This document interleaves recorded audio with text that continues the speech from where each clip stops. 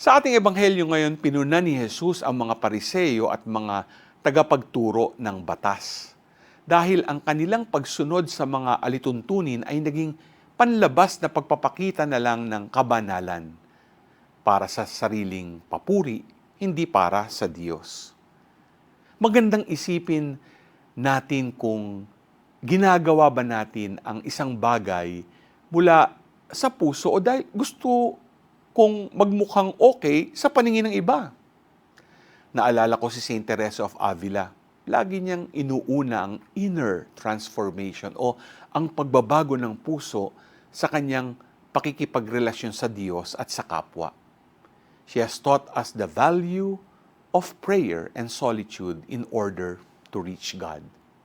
Tulad niya, tinatawag din tayo na palalimin ang ating relasyon sa Diyos. Hindi dahil obligado tayo, kundi dahil mahal natin siya.